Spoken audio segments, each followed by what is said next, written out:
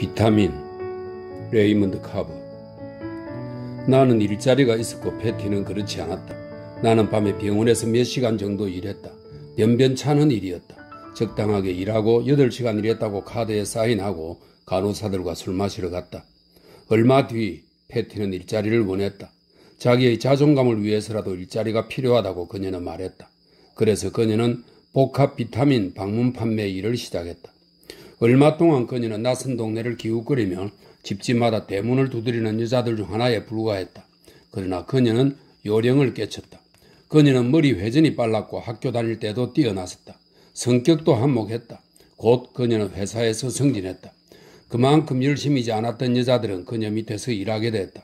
오래지 않아 그녀는 자기 팀을 꾸려 쇼핑몰에 작은 사무실을 냈다. 하지만 그녀 밑에서 일하는 여자들은 항상 바뀌었다. 몇몇은 2, 3일 만에 그만두었다. 때로는 2, 3시간 만에 그만두는 여자도 있었다. 그렇긴 해도 일을 잘하는 여자들은 있었다. 비타민을 잘 팔 수 있는 여자들이었다. 패티와 붙어 지낸 건 이런 여자들이었다. 그들이 팀의 핵심을 이루었다. 하지만 비타민을 공짜로도 주지 못하는 여자들도 있었다. 생각보다 못한 여자들은 그냥 그만두곤 했다. 그냥 일하러 나오지 않았다. 전화가 있는 경우엔 수화기를 내려놓았다. 문을 두들겨도 대답하지 않았다. 그 여자들이 갈 길을 잃은 개종자라도 된다는 듯이 패티는 그 상실감을 마음에 담아두었다. 그녀는 자신을 책망했다. 그러나 그녀는 그걸 이겨냈다. 너무나 많이 당하는 일이라 이겨내지 않을 수 없었다. 이따금 얼어붙어서 초인종을 누르지도 못하는 여자들이 나왔다.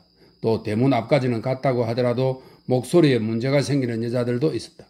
혹은 인사만 하고 안으로 들어가면 되는데 그 순간에 아직 꺼내서는 안 되는 말을 뒤죽박죽 섞어대는 여자들도 있었다. 이런 여자들은 일을 그만두기로 마음먹고 샘플이 담긴 가방을 든 채 자동차가 있는 곳으로 내달려 패티와 동료들이 일을 끝마칠 때까지 빈둥거리곤 했다. 모두가 참석하는 회의를 가진 뒤 그들은 함께 자동차를 타고 사무실로 돌아왔다. 그들은 서로 힘을 복돋아주는 말을 하기도 했다. 위기를 기회로, 기회를 내 것으로, 그리고 반드시 행하면 반드시 일어난다. 그런 것들. 가끔은 외근 나간 여자가 샘플이 든 가방 일체를 들고 그냥 사라지는 일도 있었다.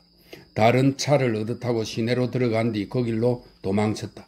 하지만 그런 여자의 빈자리를 메울 여자들은 항상 있었다. 그 시절에 여자들은 수시로 바뀌고 있었다. 패티에게 명단이 있었다.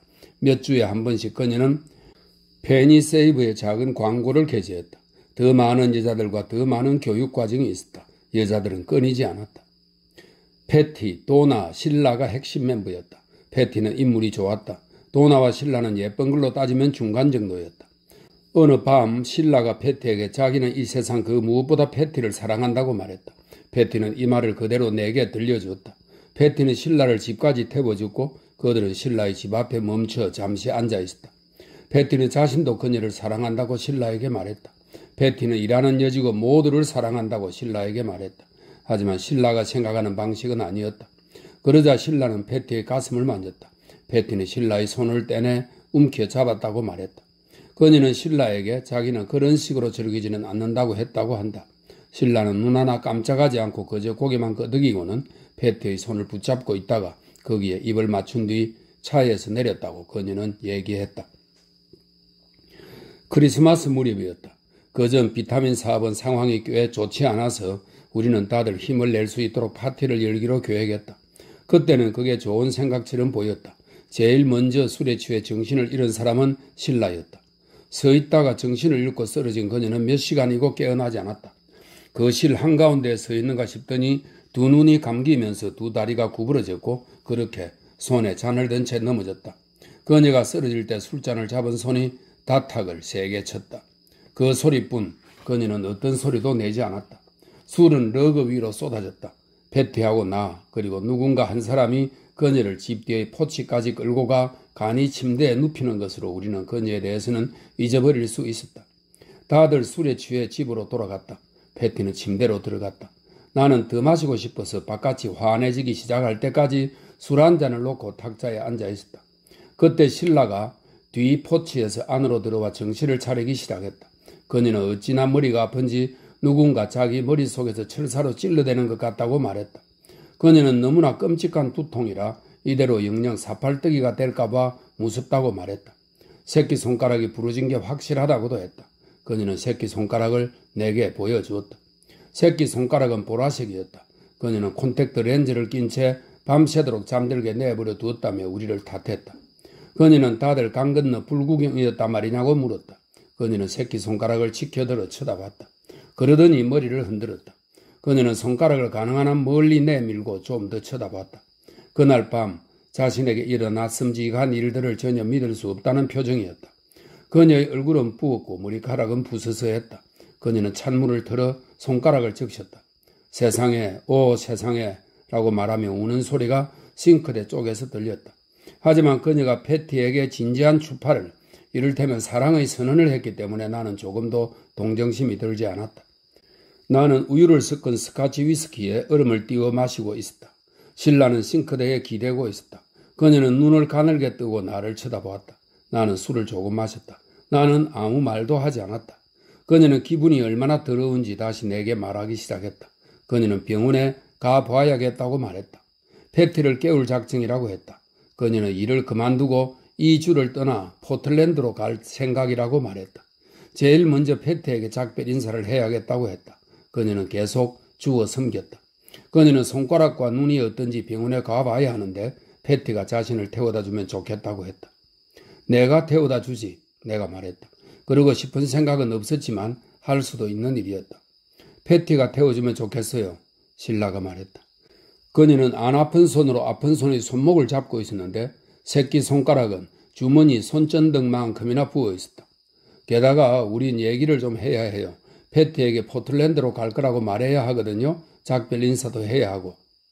당신 일은 내가 전해줄 수 있을 거야. 패티는 지금 자고 있으니까. 내가 말했다. 신라는 심술을 부렸다. 우리는 친구란 말이에요. 그녀가 말했다. 패티에게 내가 말해야 해요. 내가 직접 말해야만 한다고요? 나는 머리를 저었다. 자고 있다니까 내가 그렇게 말해줄게. 우리는 친구고 서로 사랑해요. 신라가 말했다. 패티에게 잘 있으라고 인사해야만 해요. 신라는 부엌을 나섰다. 나는 일어서기 시작했다. 내가 태워준다고 얘기했잖아. 나는 말했다. 당신은 취했잖아. 지금까지 잠도 자지 않았고. 그녀는 손가락을 쳐다보더니 젠장 이게 도대체 무슨 일이야? 라고 말했다. 술을 마셨어도 병원까지는 태워다 줄 수 있어. 내가 말했다. 당신하고는 차 타지 않을 거야. 신라가 소리쳤다. 마음대로 하시지. 하지만 패티를 깨울 생각은 하지마. 이 레즈비언 깔본이나. 내가 말했다. 개자식. 그녀가 말했다. 정확하게 그렇게 말하고 그녀는 부엌에서 나가 화장실에 들러지도 얼굴도 씻지도 않은 채 앞문으로 나갔다. 나는 창으로가 밖을 내다봤다. 그녀는 유클리드 애비뉴로 이어지는 길을 따라 걸어가고 있었다. 길에는 아무도 없었다. 너무 이른 시간이었다. 술잔을 비운 뒤 나는 한 잔 더 만들어야겠다고 생각했다. 나는 한 잔 더 만들었다. 그 뒤로 신라의 모습을 본 사람은 없었다. 적어도 비타민과 관련된 사람 중에서는. 어쨌든 그녀는 유클리드 애비뉴 쪽으로 걸어가면서 우리의 삶에서 영영 사라졌다. 나중에 패티가 신라는 어떻게 된 거지? 라고 물었고 나는 말했다. 그녀는 포틀랜드로 떠났어. 라고. 나는 팀의 또 다른 핵심 멤버인 도나 때문에 몸이 달아 있었다. 그날 저녁 파티에서 우리는 듀크 엘링턴의 음악 몇 곡이 흐르는 동안 함께 춤을 추었다. 러그 위에서 그녀를 잡고 움직이는 동안 나는 한 손으로 등의 아래쪽을 잡은 채 그녀의 머리카락의 향기를 맡으며 정말 세게 안고 있었다. 그녀와 춤추는 일은 정말 굉장했다. 이 파티에 남자라고는 나 혼자뿐이었고 여자는 모두 7명이었는데 나머지 6명은 자기들끼리 춤추고 있었다. 그 시를 한번 둘러보는 것만 해도 대단했다. 내가 부엌에 있을 때 빈잔을 든 도나가 들어왔다. 잠시나마 우리 둘뿐이었다. 나는 그녀를 살짝 안았다. 그녀도 나를 껴안았다. 우리는 거기 서서 서로 안고 있었다. 그때 그녀가 말했다. 안 돼요. 지금은 안 돼. 지금은 안 돼라는 말을 들었을 때 나는 그녀를 풀어줬다. 나는 그 말이 은행에 있는 돈 같은 것이라고 생각했다. 신라가 다친 손가락으로 들어왔을 때 나는 탁자에 앉아 그 포옹을 생각하고 있었다. 나는 도나에 대해 조금 더 생각했다. 나는 술잔을 다 비웠다. 그리고 수화기를 전화기에 내려놓고 침실로 직행했다. 나는 옷을 벗고 패티 옆으로 들어갔다. 나는 몸을 풀면서 잠시 누워있었다. 그 다음에 나는 시작했다. 하지만 그녀는 깨지 않았다. 그 이후에 나는 눈을 감았다. 눈을 다시 뜬 건 오후였다. 침대에는 나 혼자였다. 빗줄기가 창을 두들겼다. 패티의 베개에 설탕 도넛 하나가 놓여 있었고 침대 옆 탁자에는 놔둔 지 오래된 물 한 잔이 있었다. 나는 술이 깨지 않아 정신이 제대로 돌아가지 않았다. 나는 그날이 일요일이며 크리스마스가 멀지 않았다는 것을 알았다. 나는 도넛을 먹고 물을 마셨다. 그러고는 패티가 진공 청소기를 돌리는 소리에 다시 깰 때까지 계속 잤다. 그녀는 침실로 들어와 신라에 대해 물었다. 그때 그녀에게 말했다. 그녀는 포틀랜드로 떠났어 라고. 해가 바뀌고 한 주가량이 지났을 무렵 패티와 나는 술을 마셨다. 그녀는 사무실에서 막 돌아온 참이었다. 그다지 늦은 시간은 아니었지만 밖은 어둡고 비가 내렸다. 나는 2시간 정도 일하러 가야 했다. 하지만 그 전에 우리는 스카치를 조금 마시며 이야기를 했다. 패티는 지쳐 있었다. 그녀는 잔뜩 침울해져 3잔까지 마셨다.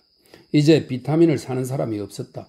그녀에게 남은 사람은 도나와 신입 아닌 신입이자 상습 절도범인 팸뿐이었다.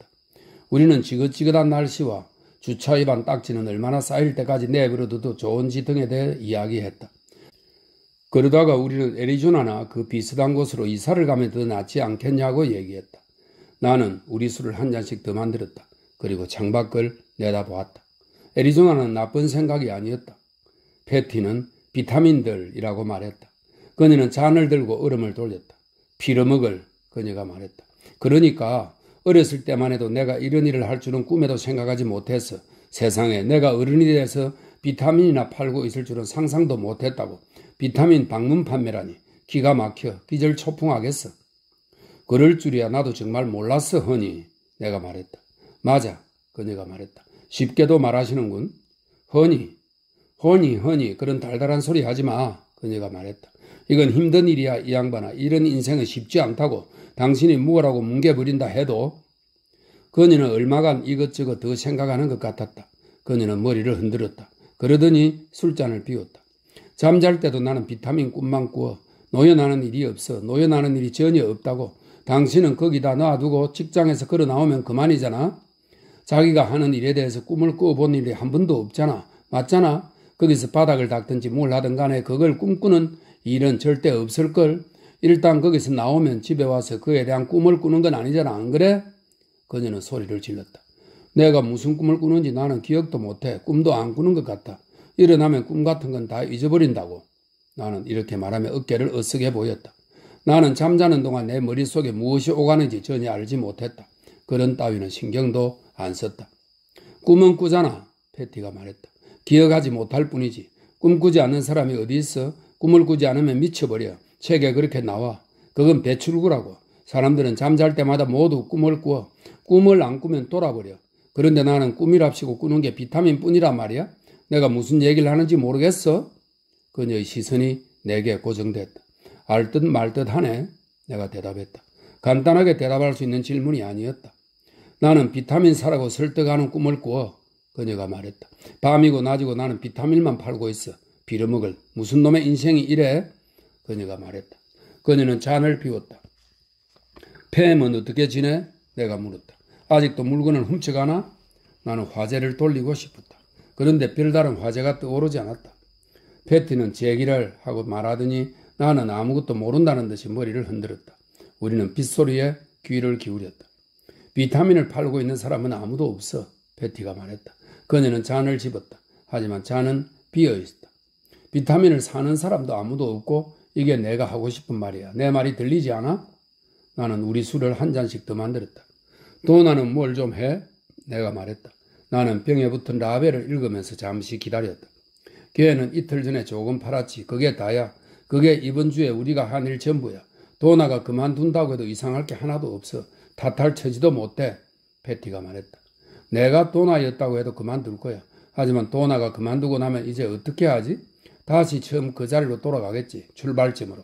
지금은 한겨울이고 우리 주 곳곳에 아픈 사람 투성이고 죽어가는 사람들도 있는데 비타민이 필요하다고 생각하는 사람은 아무도 없어. 죽도록 아픈 사람은 바로 나야. 무슨 문제가 있는 거야, 허니? 탁자 위에 술잔을 내려놓고 나는 자리에 앉았다. 그녀는 내가 한마디도 말하지 않은 것처럼 자기 말을 계속했다. 어쩌면 내가 말하지 않은 것인지도 모르겠다. 내 유일한 고객이 바로 나야. 그녀가 말했다. 비타민을 하도 복용해서 피부가 이상해진 것 같아. 당신 눈에는 내 피부가 괜찮아 보여? 비타민은 남용할 수 있는 모양이지. 이제 나는 보통 사람들처럼 똥을 싸지도 못하는 처지가 됐으니까. 허니, 내가 말했다. 당신이야 내가 비타민을 복용하든지 말든지 신경도 안 쓰겠지. 중요한 건 그거야. 당신은 아무것도 신경 쓰지 않아. 오후에 비가 내리는데 자동차 와이퍼가 움직이지 않더라. 사고 나기 직전이었어. 끝장날 뻔했다고. 내가 일하러 갈 시간이 될 때까지 우리는 술을 마시면서 얘기를 나눴다. 패티는 골아 떨어지기 전에 욕조에 들어가야겠다고 말했다. 서서도 잠잘 것 같아. 그녀는 말했다.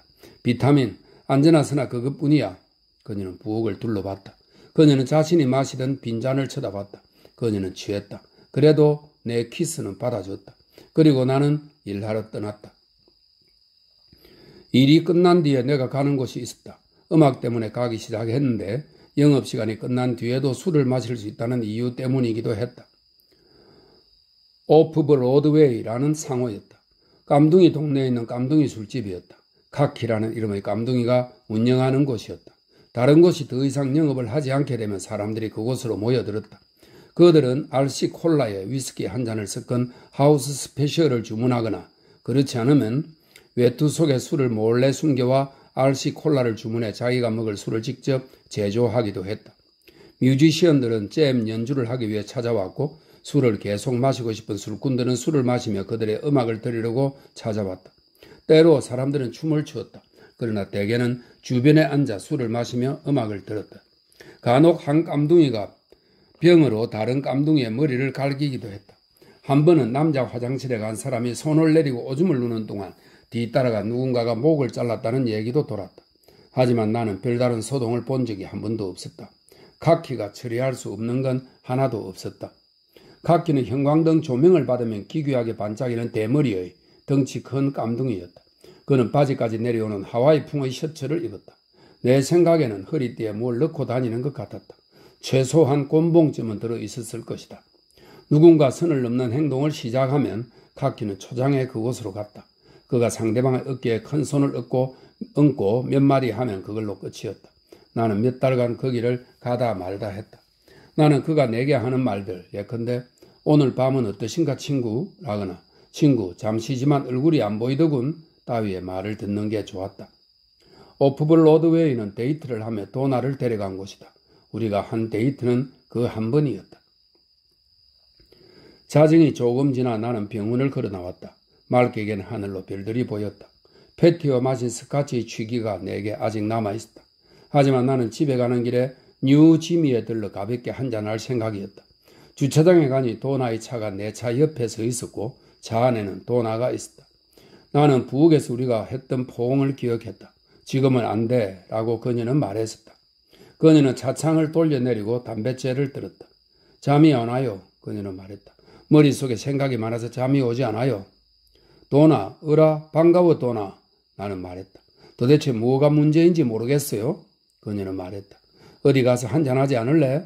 내가 말했다. 패티는 내 친구예요. 그녀가 말했다.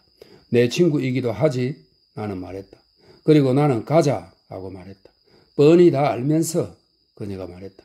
아는 집이 있어. 깜둥이 술집이야. 내가 말했다.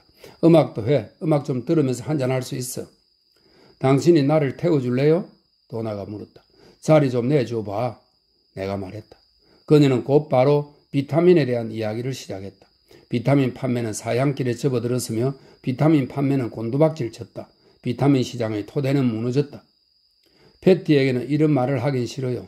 패티는 좋은 친구고 또 우리를 위해 잘해보려고 안간힘을 쓰고 있죠. 하지만 나는 일을 그만둬야 할까 봐요.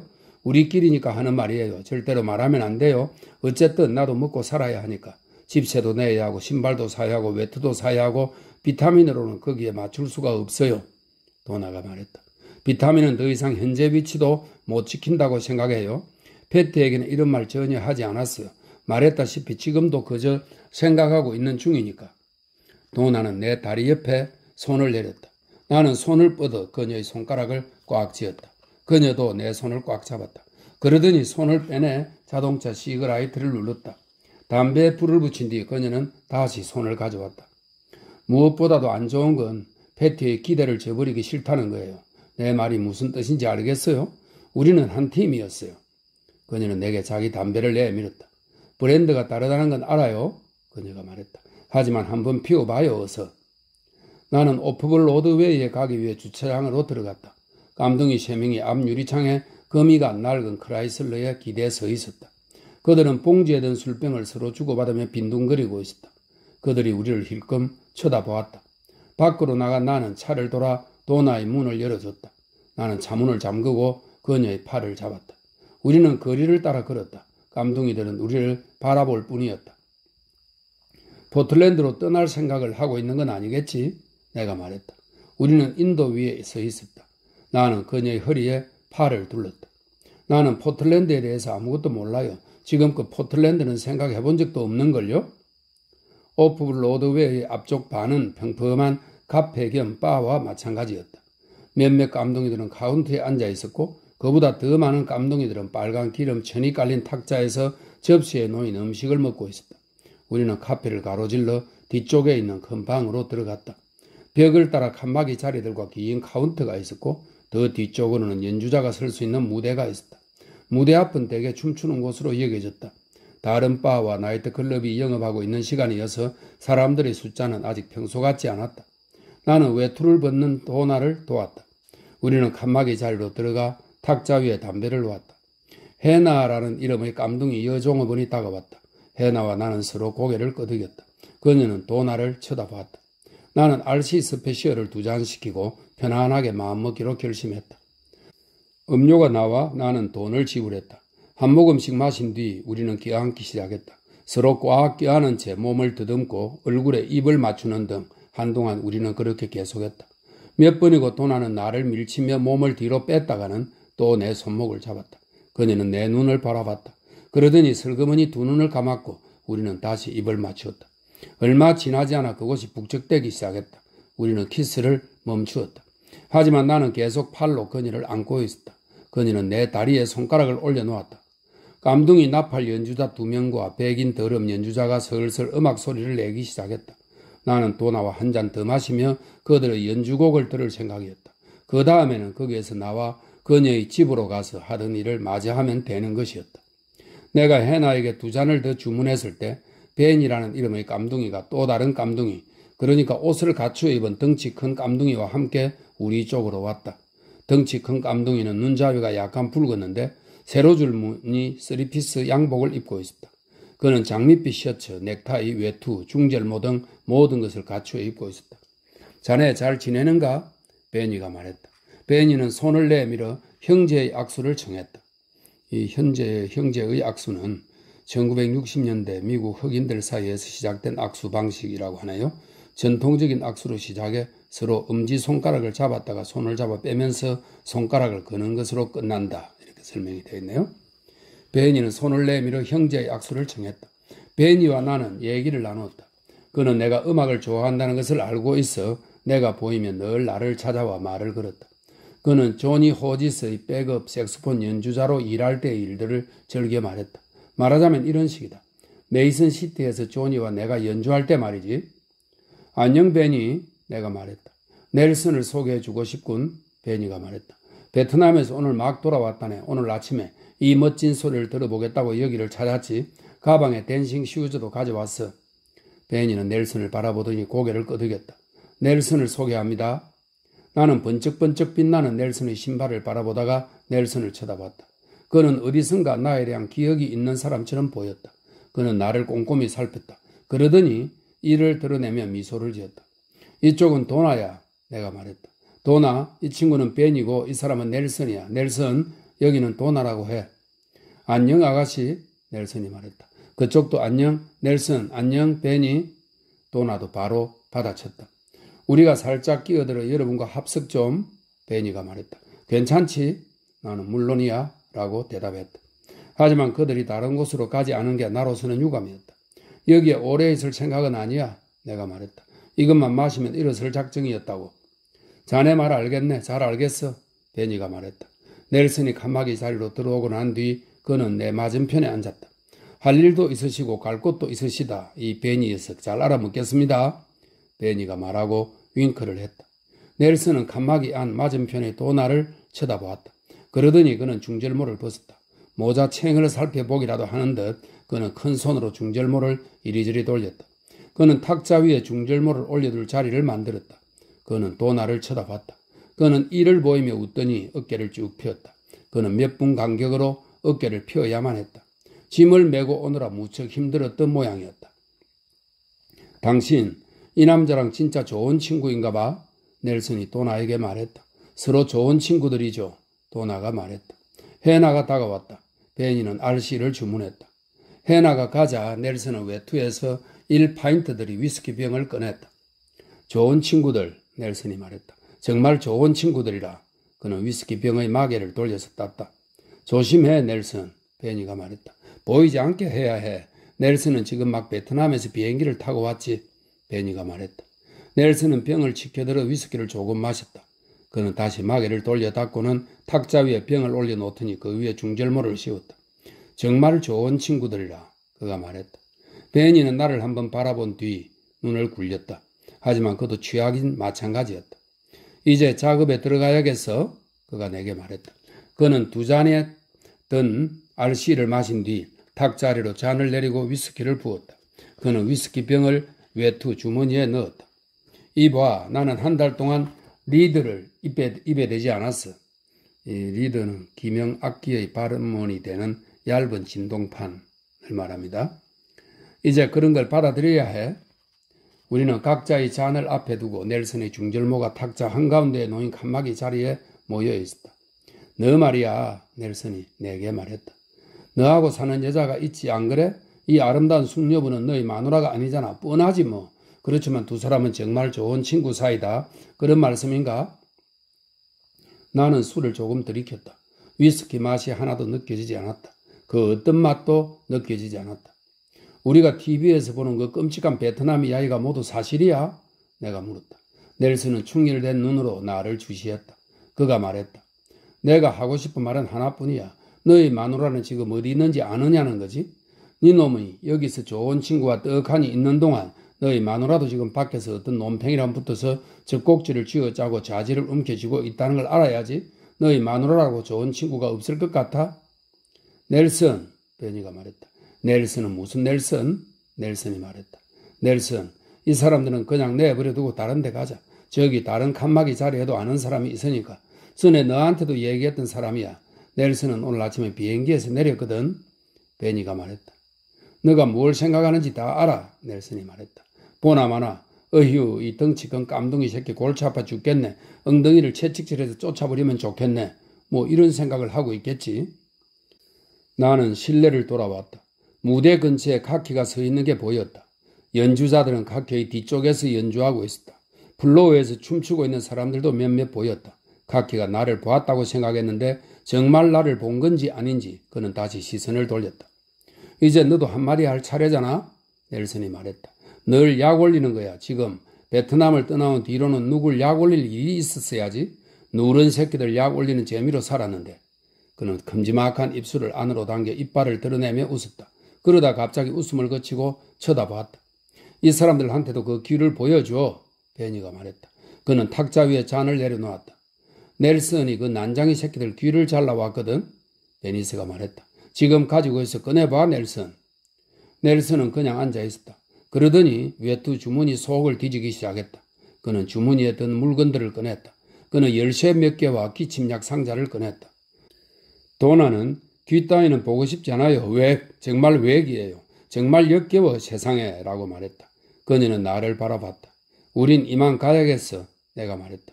넬슨은 여전히 주머니 속을 뒤졌다.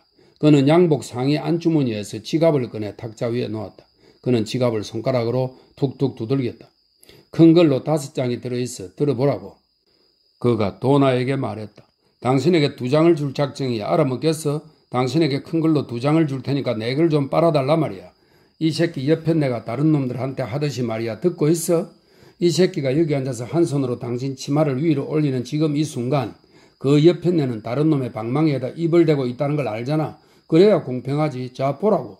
그는 지갑에서 $100짜리 지폐를 살짝 꺼내 보였다. 좋아 씨발. 당신의 좋은 친구에게도 $100 주지. 그래야 소외감을 느끼지 않겠지. 이 친구는 아무것도 할 필요가 없어. 너는 아무것도 할 필요가 없다고. 넬슨이 내게 말했다. 너는 거기 앉아서 음악을 들으며 술이나 마시면 되는 거야. 음악 좋잖아? 나하고 이 여자는 오늘 좋은 친구처럼 함께 밖으로 걸어 나갈 거고 조금 있다가 이 여자 혼자 들어오는 거지. 오래 걸릴 일도 아니니까 금방 올 거야. 넬슨, 베니가 말했다. 말도 안 되는 소리 좀 하지 마, 넬슨. 넬슨은 이를 보이며 웃었다. 내 말은 끝났어, 그가 말했다. 그는 찾던 물건을 꺼냈다. 은색 담배 케이스였다. 그는 케이스를 열었다. 나는 그 안에 들어있는 귀를 보았다. 귀는 깔아놓은 솜 위에 놓여 있었다.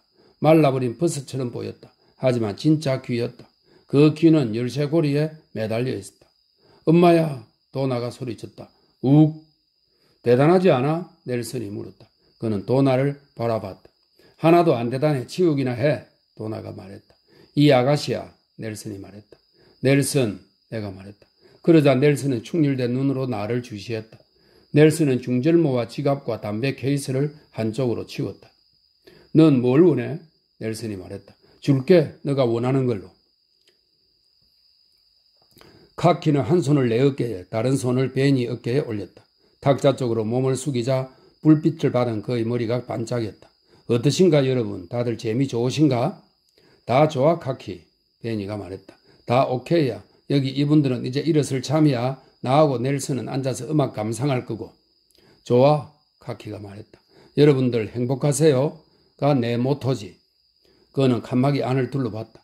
그는 탁자 위에 놓인 넬슨의 지갑을 바라본 뒤 지갑 옆에 열린 채 놓여있는 담배 케이스로 시선을 옮겼다. 그는 귀를 보았다. 저거 진짜 사람 귀인가? 카키가 물었다. 맞아. 그 귀를 보여줘. 넬슨은 이 귀를 품고 이제 막 베트남발 비행기에서 내렸어. 이 귀는 지구를 반바퀴나 돌아 오늘 밤 이 탁자 위에 놓이게 된 거지. 넬슨 보여줘. 베니가 말했다. 넬슨은 케이스를 들어 카키에게 건넸다. 카키는 귀를 자세히 살폈다. 그가 열쇠고리를 끄집어내 흔들자 귀가 그의 눈앞에서 달랑거렸다. 그는 귀를 쳐다봤다. 그러고는 열쇠고리에 달린 귀를 앞뒤로 흔들었다. 이렇게 귀나 자지 같은 걸 자른다는 얘기를 들어본 적이 있지. 누른 새끼들한테서 내가 잘라내지. 넬슨이 말했다. 그 새끼들은 이제 아무것도 듣지 못할 거야. 기념품이 필요했거든. 카키는 열쇠고리에 매달린 귀를 돌렸다. 도나와 나는 칸막이 자리를 나서기 시작했다. 가지마 아가씨. 넬슨이 말했다. 넬슨, 베니가 말했다. 카키는 눈을 올려 넬슨을 바라봤다.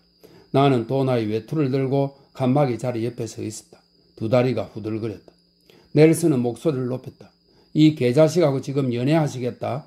이 녀석이 너희 달달한 데다가 얼굴을 들이밀게 내버려 두시겠다. 너희 둘이서 나를 처리하시겠다. 우리는 칸막이 자리에서 멀어지기 시작했다. 사람들이 우리를 쳐다봤다. 넬슨은 오늘 아침에 베트남발 비행기에서 내렸거든. 베니가 말하는 소리가 들렸다. 하루 종일 술을 얼마나 마셨는지 몰라. 역사상 최고로 긴 하루였어. 그래도 나하고 이 친구하고는 아무 문제 없어 카키. 음악 소리 너머로 넬슨의 고함 소리가 들렸다. 그는 그래봐야 아무 소용없다고. 니들이 무슨 짓거리를 하든 좋아할 사람은 아무도 없어 라고 소리쳤다. 거기까지는 나도 들었지만 그 이상은 무슨 말을 하는지 알 수 없었다. 음악이 멈추었다가 다시 시작됐다. 우리는 돌아보지 않았다. 우리는 계속 걸었다. 우리는 인도로 나왔다. 나는 그녀를 위해 차문을 열었다. 나는 다시 병원으로 돌아가기 시작했다. 도나는 자기 자리에 가만히 있었다. 그녀는 라이트로 담배에 불을 붙였지만 말은 하지 않았다. 나는 무언가 말하고 싶었다. 이봐 도나, 이것 때문에 우울해하지는 마. 그런 일을 겪게 해서 미안해. 정말 미안해. 내가 말했다. 그 돈 받았으면 잘 썼을 텐데요. 도나가 말했다. 그 생각을 하고 있었어요. 나는 그녀를 바라보지 않은 채 운전을 계속했다. 정말이에요. 그녀가 말했다. 그 돈 잘 썼을 텐데. 그녀는 머리를 흔들었다. 나도 모르겠어요. 그녀는 이렇게 말하고는 고개를 숙이고 울었다. 울지 마. 내가 말했다. 내일, 아니 오늘부터 일하러 가지 않을 거예요. 아무리 알람이 울려도. 그녀가 말했다. 안 갈 거야. 이 동네를 떠날 거야. 아까 그 일을 겪으면서 알게 됐어요. 그녀는 시그라이트를 밀어넣고 다시 튀어나올 때까지 기다렸다. 나는 내 자동차 옆에 차를 대고 엔진을 껐다. 나는 넬슨이 탄 낡은 크라이슬러가 그 뒤를 따라 주차장으로 오는 걸 본 것 같다는 막연한 생각을 하며 룸미러를 들여다보았다. 얼마간 두 손으로 핸들을 꽉 잡고 있다가 나는 내 무릎 위로 두 손을 내렸다. 도나를 만지고 싶지는 않았다. 그날 밤 부엌에서 서로 안았던 일, 오프볼 로드웨이에서 나누었던 키스, 그런 것들은 이제 다 끝났다. 도대체 뭘 할 건데? 내가 물었다. 그렇긴 해도 내가 신경 쓸 판은 아니었다. 바로 이 순간 그녀가 심장마비로 죽는다고 해도 나한테는 아무 의미가 없었다. 포틀랜드로 갈까 봐요. 그녀가 말했다. 포틀랜드에 가면 뭐가 있겠죠? 요즘 사람들은 죄다 포틀랜드를 마음에 담아두고 있으니까. 포틀랜드 광고판, 포틀랜드가 어쩌고 포틀랜드가 저쩌고 여느 곳 못지않게 포틀랜드도 좋은 곳이겠죠? 그러거나 말거나. 도나, 내가 말했다. 나는 가야겠어. 나는 차에서 내리기 시작했다. 내가 문을 열자 실내등이 켜졌다. 젠장, 그 불 좀 꺼줄래? 나는 서둘러 밖으로 나왔다. 잘 가, 도나? 나는 말했다. 대시보드를 하염없이 바라보는 그녀를 놔두고 나는 떠났다. 나는 차의 시동을 걸고 헤드라이트를 켰다. 나는 기어를 넣고 엑셀을 밟았다. 나는 잔에 스카치 위스키를 부어서 조금 들이켠 뒤 잔을 들고 욕실로 갔다. 나는 이를 닦았다. 그리고 서랍을 열었다. 침실에서 패티가 뭐라고 소리를 질렀다. 그녀는 욕실 문을 열었다. 그녀는 외출복 그대로였다. 옷을 입은 채로 잠들었었군 이라고 나는 짐작했다. 지금이 몇 시야? 그녀가 외쳤다. 잠을 너무 많이 잤잖아. 세상에 맙소사 왜 깨우지 않은 거야 젠장. 그녀는 몹시 화를 냈다. 그녀는 옷을 입은 채 문간에 서 있었다. 그 상태 그대로 바로 일하러 가려는 것인가 싶었다. 하지만 샘플이 담긴 가방도 비타민도 없었다. 그녀는 악몽을 꾸고 있었던 것이다. 그녀는 좌우로 머리를 흔들기 시작했다. 나는 오늘 밤은 이쯤에서 그만하고 싶었다. 허니 다시 자. 뭘 좀 찾고 있었어. 내가 말했다. 나는 약 서랍통 속에 든 것들을 손으로 쳤다. 거기 있던 것들이 굴러서 세면대로 들어갔다. 아스피린 어디 있지? 내가 말했다. 나는 좀 더 많은 것들을 손으로 쳐서 떨어뜨렸다. 나는 신경 쓰지 않았다. 이것저것 계속 떨어졌다.